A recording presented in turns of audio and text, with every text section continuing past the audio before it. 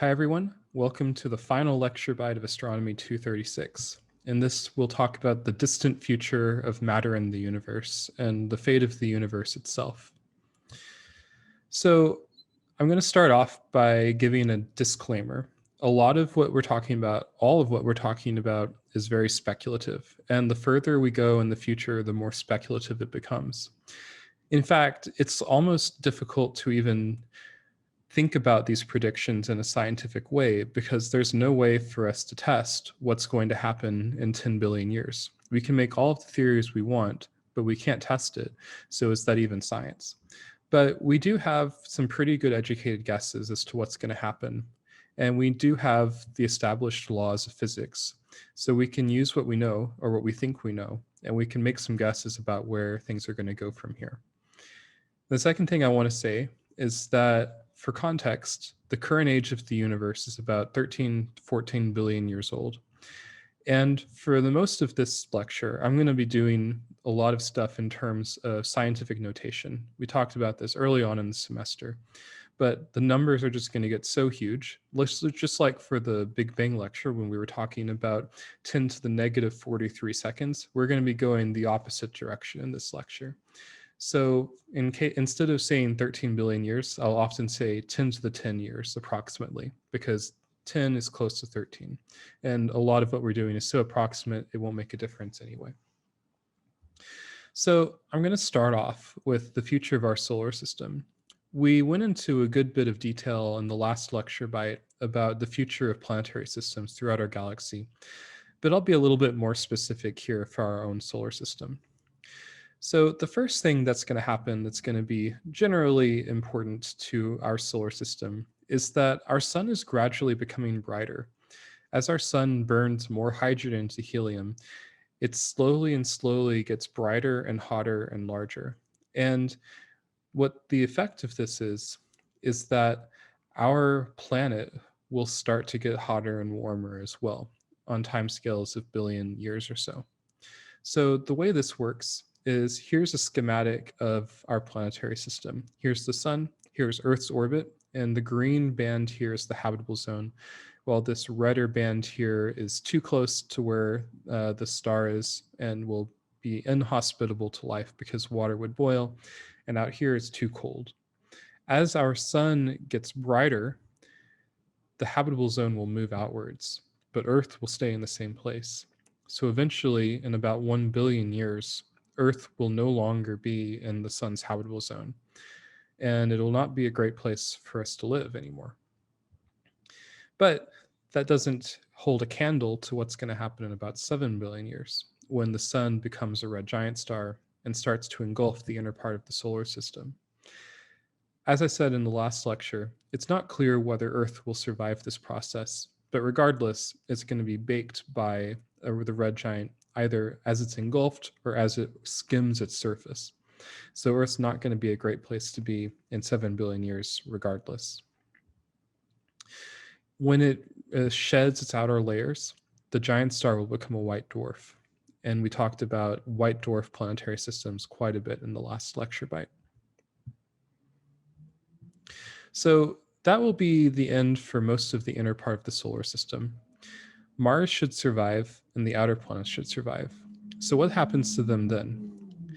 So as the star loses its mass, when it loses those outer layers, that causes the orbits to move slightly outwards, which we talked about in the last lecture bite as well. And now the planets can interact with each other more strongly because the gravity of the star is weaker. Therefore, the gravity of the planets is stronger in comparison and can tug on each other more without the star essentially holding them in place. When this happens, you can get strong dynamical interactions between the planets. They might get a little bit too close, and eventually a planet might be ejected from the system and change the orbit of another planet nearby. This is an example of an illustration of this happening in another system. So eventually, what's going to happen is that the outer planets will either have these close encounters, they may collide with each other, they may get kicked close to the white dwarf, they may come in the way WD 1856b did, they may get too close to the white dwarf and be torn apart by its strong gravity, or they might be ejected from the system. But regardless, Eventually, all of the planets in the outer solar system won't end up where they are. So, over the course of trillions of years, our white dwarf star will start off hot because it's got leftover heat from the nuclear furnace, but it'll lose that heat as it radiates it away. It'll cool down and it'll shrink, and eventually it'll become a black dwarf, which is essentially a white dwarf that no longer emits any extra heat. It takes a long time for a white dwarf to cool into a black dwarf. There are no black dwarfs known in our universe today because our universe is just too young for them to have happened. But over the course of trillions of years, eventually we will get there. And eventually, most of the stars that we see today, the stars like our sun, will be these black dwarfs. So that leads me into the next part, which is the future of stars in general in our galaxy. We showed this plot earlier in the semester when we were talking about stellar evolution, and it's important here as well. So on the y-axis, I'm showing the mass of stars, and on the x-axis, I'm showing how long these stars live. The most massive stars live very short lifetimes, and the less massive you are, the longer the star lasts because it burns its fuel more slowly. When you come down to about the age of the universe, we know that the current age of the universe, we know that stars about the same mass as our sun will last about as long as the current age of the universe. But stars that are lower mass than our sun should last even longer still, down to the trillions of years for the lowest mass stars. Here's a plot from a paper in 1997 that asks the question, how long do the very smallest, slowest burning stars survive? And the answer is a very long time. Our sun will burn itself out after the course of about 10 to 12 billion years. But the lowest mass stars that we know about can last 1,000 times longer, and they'll last for about 5 trillion years. Here's what they will do. This y-axis is showing how bright the star is, and the x-axis is showing its temperature. So the star will start off here on the main sequence where hydrogen burning stars live. As it ages, it will slowly move to become a little bit brighter and a little bit hotter. But eventually it'll run out of material. It'll run out of things to fuse, and it will turn into a white dwarf where it will cool down essentially over the eons afterwards. So for another trillion years or so, it will cool down as a white dwarf. And eventually will be a white dwarf just like every other, a black dwarf, just like every other star that becomes a white dwarf. It'll lose all of its heat in that time. So our sun will only populate the universe for a short period of time, but far into the future, these lower mass stars will keep burning even after our sun has totally lost all of its nuclear fuel. An interesting fact about our universe is that our universe has already peaked in star formation. This plot is another one we've looked at earlier in the course, which shows how many stars are forming over time. What we found is that early on in the universe, relatively few stars formed, but that number was accelerating and increasing over time. And then about 10 billion years ago, there was a peak. And ever since then, our universe has been in decline. It's just no longer forming stars as often or as quickly as we expect it to, or as it used to. And the reason is roughly just that we've run out of gas. The universe was made entirely of hydrogen and helium gas from the Big Bang originally. But a lot of that gas has now been converted into stars, and we just don't have as many large gas clouds to form stars now as we used to earlier in the universe. So over time, our universe has been slowing down the rate of star formation, and we expect this trend to continue. We expect that essentially our universe will have run out of all of the gas that it needs to make stars, and not in the not too distant future. So we estimate that the universe has already formed about 90% of the stars that it ever will. Now, it'll take a while for those last handfuls of stars to form by the normal process of clouds of gas collapsing in on themselves. But we expect that by the time the lowest mass stars that we know of today start burning out, trillion years from now, a couple trillion years from now, there won't be any more stars forming in this traditional way. So star formation will end in the course of about 10 to the 12 years, which is a trillion, or about 100 trillion years, sometime in that time frame. You can also see that we're starting to get into some pretty uncertain numbers here. 10 to the 12 to 10 to the 14 is the difference between 1 trillion and 100 trillion. That's a big difference, but we will get more uncertain as we go even further into the future. So after this point, when this universe is no longer forming most stars, pretty much the only things that will be left are remnants. So white dwarfs, neutron stars, or black holes, planets, which don't fuse, so therefore don't run out of nuclear fuel, and brown dwarfs, which also don't fuse and therefore don't run out of nuclear fuel. So that will be all that's left of the universe around that time. Occasionally, though, you can get some more stars forming through an unorthodox process. So imagine you have two brown dwarfs that are each about half the mass you need to start fusing hydrogen into helium. If these two brown dwarfs collide with each other, you can put enough of that hydrogen into one place to actually birth a new star, a new very low mass star that will fuse hydrogen into helium for a long time in the future. And of course, this will last for about another trillion years or so, because this low mass star is going to be on the very low mass end, so we'll have a very long lifetime. Collisions like this are going to be rare, but we think that one should happen every 10 to the 11 years or so every 100 billion years or so. If you compare that with how long these stars will last and how many stars are in the galaxy, you can estimate that maybe 50 stars like this will exist at a time in the entire galaxy, which is a far cry from the billions and billions of stars that we know are in our galaxy right now that are burning hydrogen into helium. We can then talk about the future of our Milky Way galaxy. This is an interesting topic because it goes back historically to one of our earlier lectures where we were talking about the great debate. Is our Milky Way the entire universe? Are the spiral nebulae in our universe, are they different galaxies very similar to our own, or are they something completely different? Eventually, Edwin Hubble realized that there were variable stars in the Andromeda Nebula that showed that Andromeda was a galaxy as large as ours. And in fact, Andromeda was the galaxy that we used to find out that there are other galaxies. Andromeda was its own distinct unit from our own. But it turns out that's only temporary, because the Milky Way and Andromeda are on a collision course. So in about 5 billion years, these two galaxies will merge with each other. So here's an animation showing that. Here's the Milky Way out here. Here's Andromeda and the Triangulum galaxy, which orbit each other. And in about 5 billion years, our galaxies will have a close encounter. This is a simulation that shows what it'll look like. So here's Andromeda, which is about to merge into our own Milky Way. So you can see these beautiful tails of stars getting flung around. It turns out the galaxies are mostly empty space, and they're so empty, in fact, that even though there are billions of stars going through each other, probably none of those stars will collide with each other head on.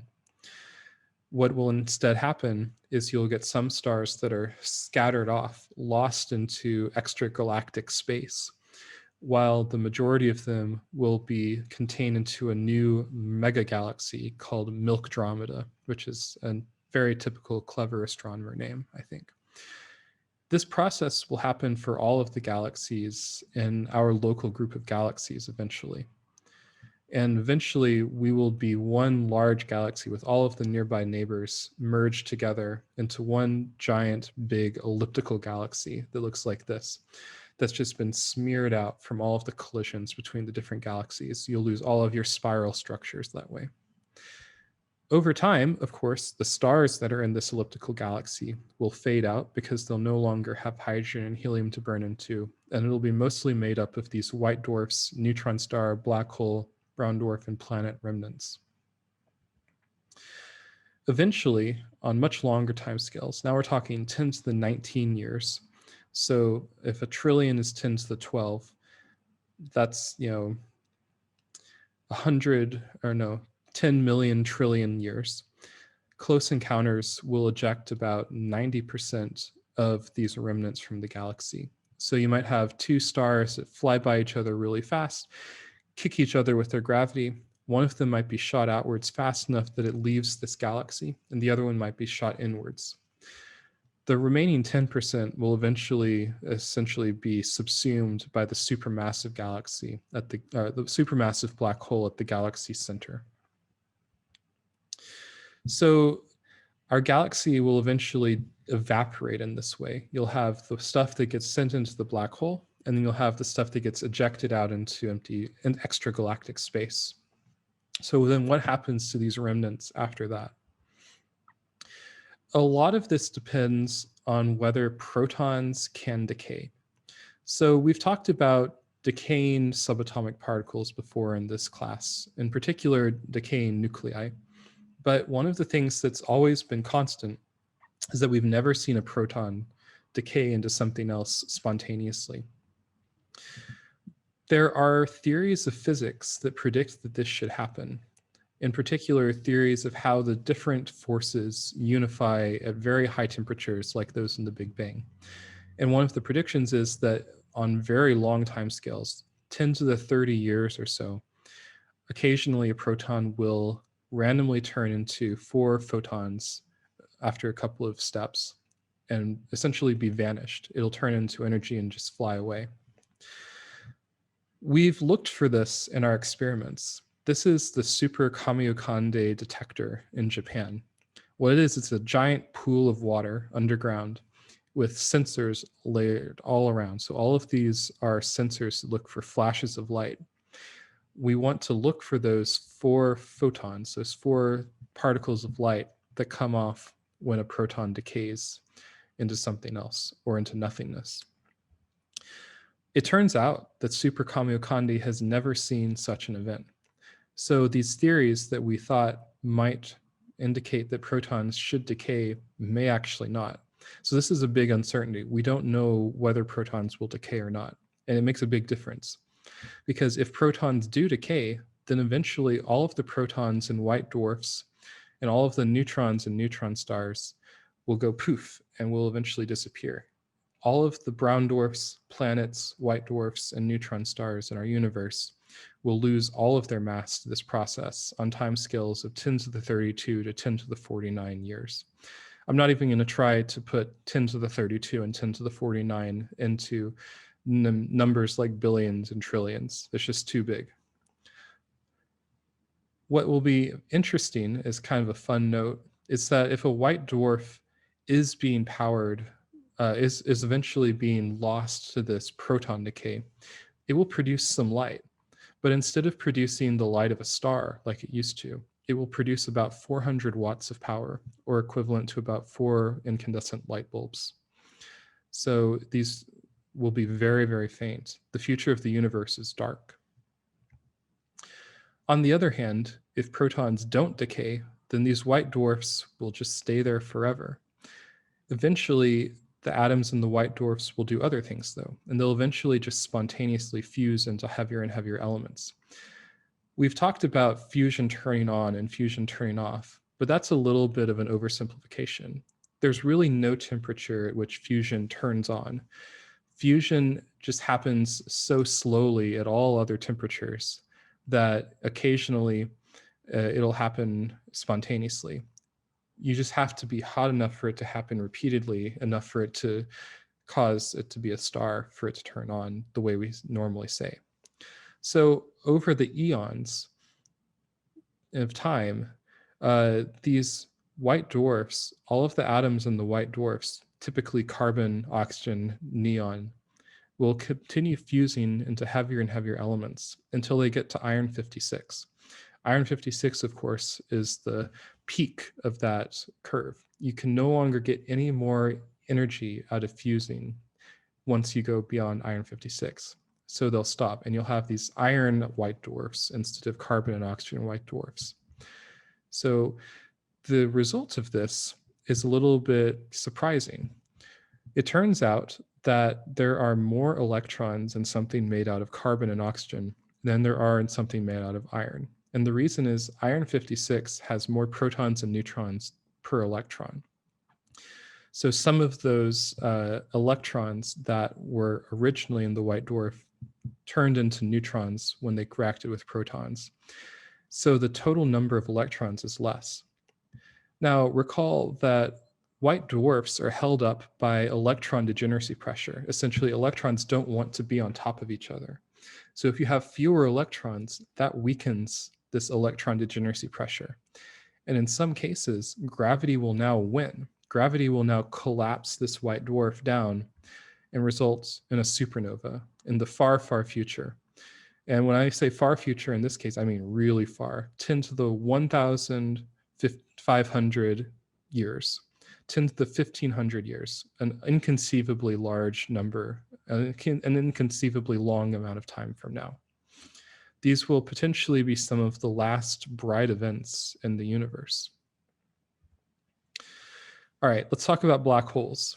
One of the key fundamental ideas about black holes is that nothing can escape them. Once something is inside a black hole, it can't leave the black hole. The black hole just keeps accumulating more and more mass over time. It turns out, though, that there is a loophole, and this loophole lies in the fact that there's something called an event horizon around the black hole. An event horizon isn't really a physical thing. It's just a boundary. It's just a location.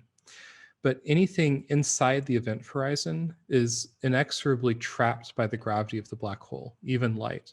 And anything on the outside can still escape, although it's pretty hard because it's very close to the very massive object.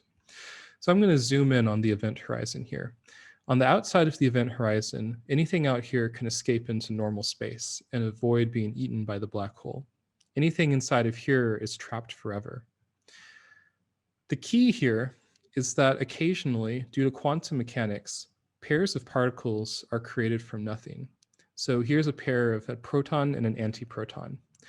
These particles appear out of nothingness, and usually they collide with each other and return back into nothingness. This is just something that happens when you look at the math of quantum mechanics.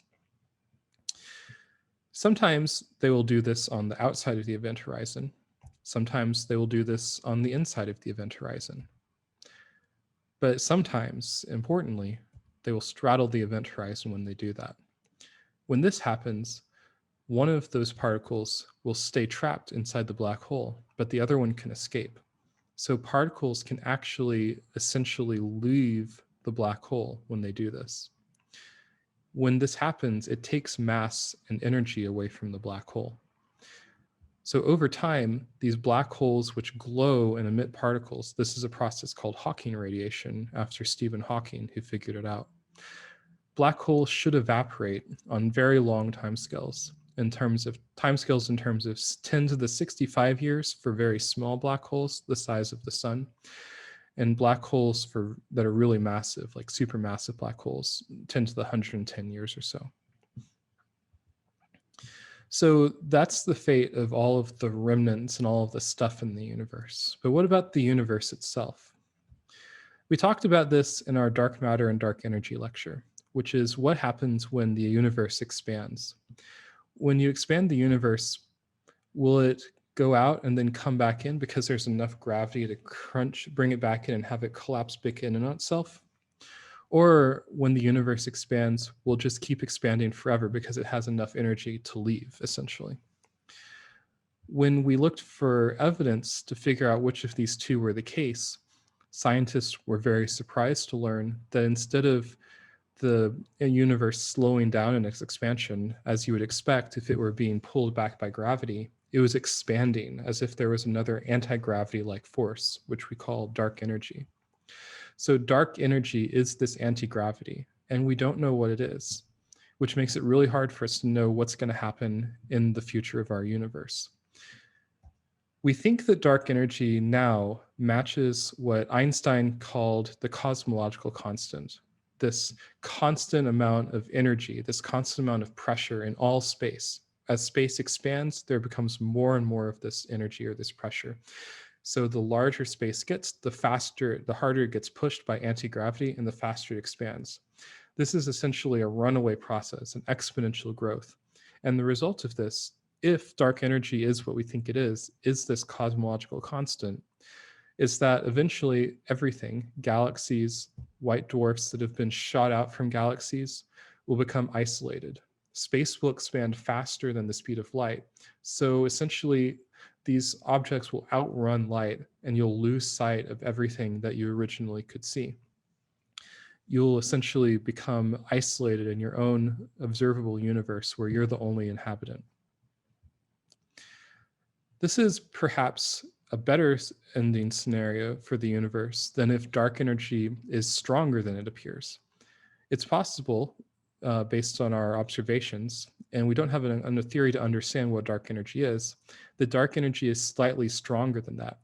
And the more the space expands, the stronger and stronger it will get. If this is true, then the universe will expand even faster and faster and faster, and eventually will expand so extremely that it will tear apart all structures down to their atoms. This is called the Big Rip scenario. On the other hand, if dark energy is weaker than it appears to be right now, the universe may keep expanding, but it won't be nearly as extreme. This is kind of the situation where we were in before we learned about dark energy. We thought this was something that might happen.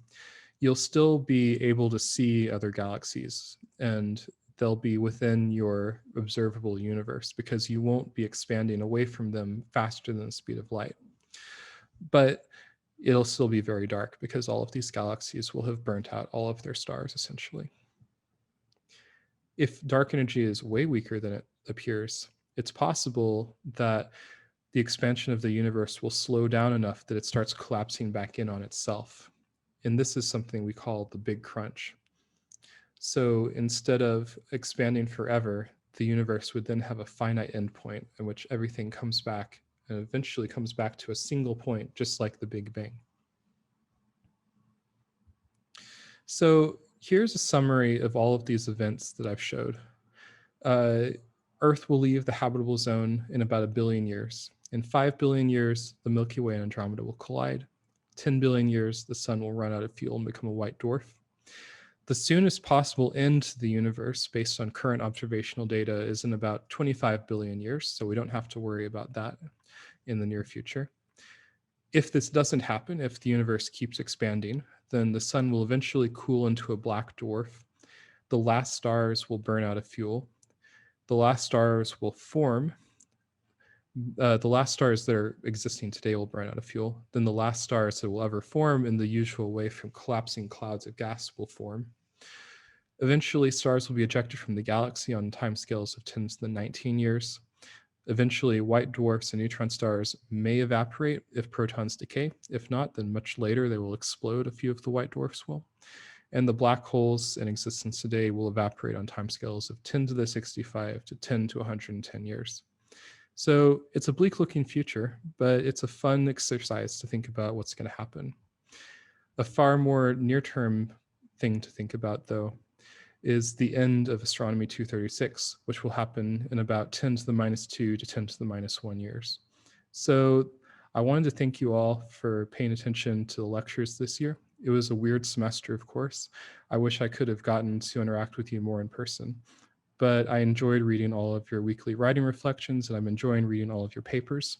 I'll do my best to get those back to you so you can finish up the last few assignments of this semester, get your podcast done, get your final essays turned in. And hopefully in the future, when the world is back to normal, you can stop by my office and introduce yourself. I'd love to meet you all in person if you have a chance. Thank you so much.